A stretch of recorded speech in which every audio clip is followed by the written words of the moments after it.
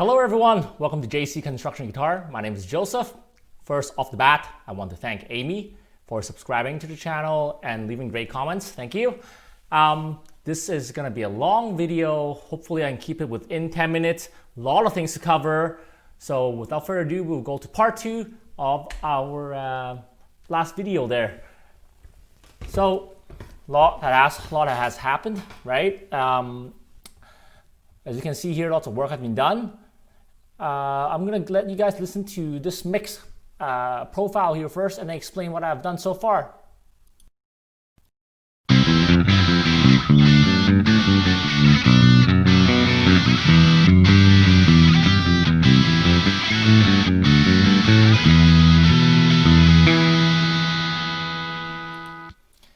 Okay, so what we have here is I got a few bass tracks here, guitar tracks, and the drum track.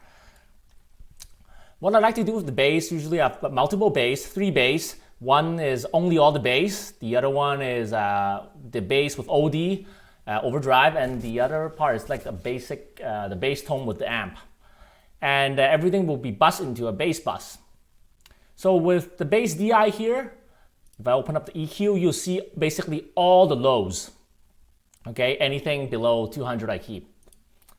And then with the OD overdrive, I'm gonna keep everything 200 and above, basically all the highs. With the original one, I just keep basically all the EQ frequencies. After that, I'll bus it to a bass bus where I will just take like off the ends and the very beginning parts of the EQ so that to sit better in the mix. Also, for sure, all the time, I'm going to add some compressions in all my bass track, so to keep all the volume consistent, no big spikes. Even adding more to it, right? Before I do all the compression, I will actually manually control all the volumes of the bass track so that I have to do less compression, so it sounds more natural. So here's a quick example of just all the bass with the bass DI.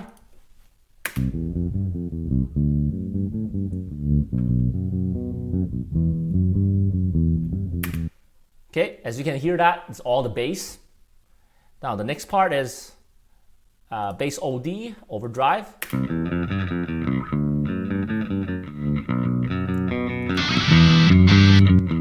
You hear all the highs. And the last part, which is the basic bass track with the amps. So with amp simulation, I'm using a free plugin. I'll type this in the description and you can download all these. It's from SHB. It's SHB for Ignite amps. This is a free plugin. For speaker tones, I am using a RR, paid IR. I'll type that into the description so you know where I buy it. It's only like $30. It's by Impulsive. And like I said, I put compression in all my bass tones. So the final part about the bass tones is at this bass bus here, I'll add a compressor, which acts more like a limiter, basically to glue everything together, make the bass sound really big. And here is the bass solo.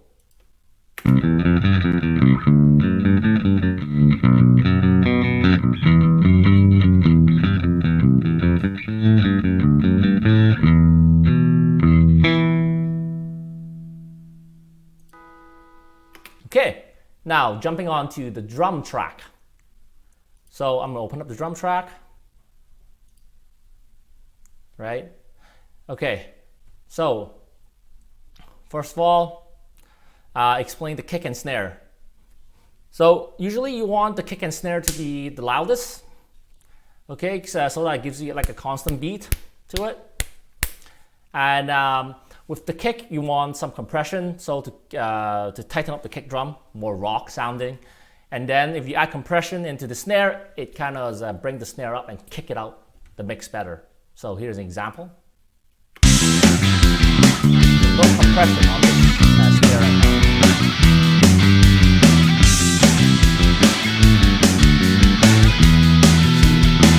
When you kick in the compression and kind of just brings it up that little much more.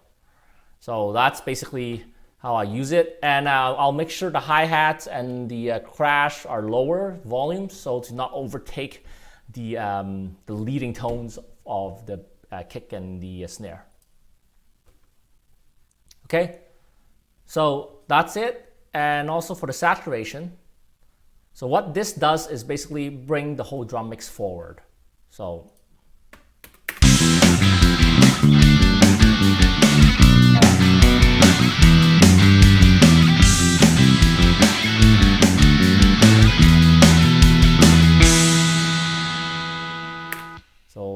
hope that you can hear the difference. Basically, when you kick in the saturation, it basically brings out the drums. So that's it for that. The next part, the guitar. So with the guitar, all the magic is really in the EQ. I don't usually use compression. What I do is double the guitar track, pan it hard left and right, and I'll use the EQ to fix issues. So right now I got the EQ off. This little dip here, right? It's basically a problem area where I hear the ringing in the guitar tones. So I'll pinpoint that area and bring it down to fix that issues. And then all these little dips at 100 and 10K here, basically same thing. These are the end pieces. I just cut it out so that to move away from the kick and snare and the bass tones. Now these little dips is to create like a sonic difference from my left and right track. Okay, as you can see here, this number 7 here, right, is for fixing issues. And then these little dips up here are for panning your track left and right, creating a wider tones. So here is an example of there's no EQ.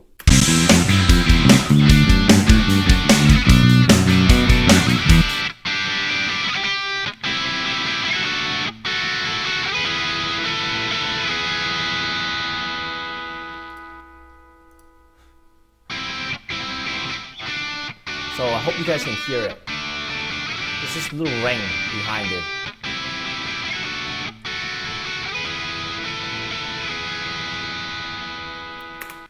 Okay, so to fix that, I had to pinpoint that ring.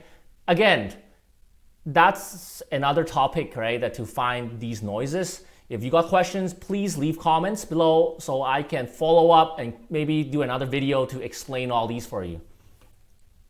So I'm gonna put the EQ back on, and because we pulled this down, you shouldn't hear that ring.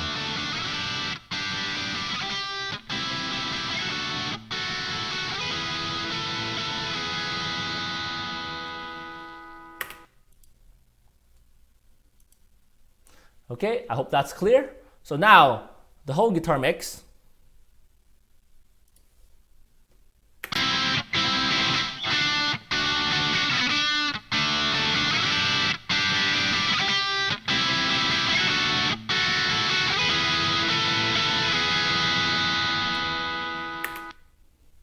Okay, so another thing I added is the reverb. So what I usually do is create a track just for the reverb here, add it into the reverb, and then create a master effect bus track. So if you set it up like how I show on here, where you see this master bus, create a new track, then you can bring these other tracks into the master bus, make sure it belongs below inside the master bus, and then set up your reverb track. Should be outside the master bus, as you can see here. Okay, and this bass bus should be inside the master bus here, so it's control. And by doing that, that means when you have all the reverbs, it will send it to the master bus, which it has all these other tracks in it. So I'll show you an example here.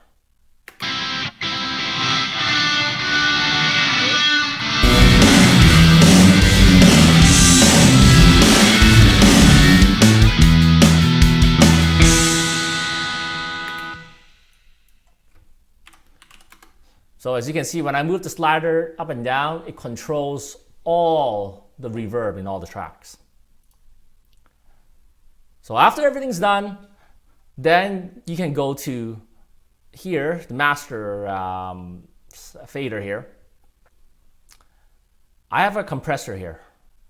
So what this compressor does is basically glues all the track together. It kind of just basically, after you mix everything down, hear it, it controls the volumes and spikes, so there's no huge spikes. The whole song will be a little more even. After I enter that, the last thing is kind of like a magical part. You're gonna use Ozone 9. It's another program. It's basically for mastering your EQ. And I'll provide a link below where you can find this. I think right now it's on sale for like $29. Sometimes you can find it even for free. Okay, so very simple. The computer AI is gonna do the work for you. Press the assistant right up there earlier, go to high intensity, you want streaming mode. Ask you to play your audio.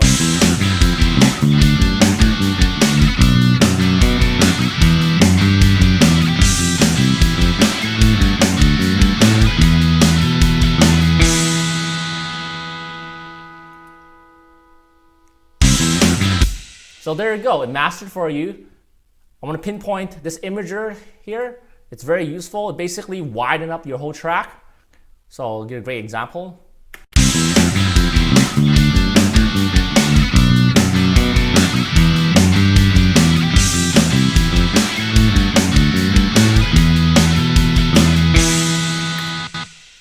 Okay, hope everyone got that. Basically, it's just make it sound bigger. I just leave it 100 and make it sound super huge.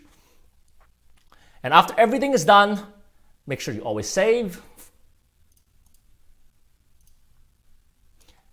After it's saved, and this is the final product.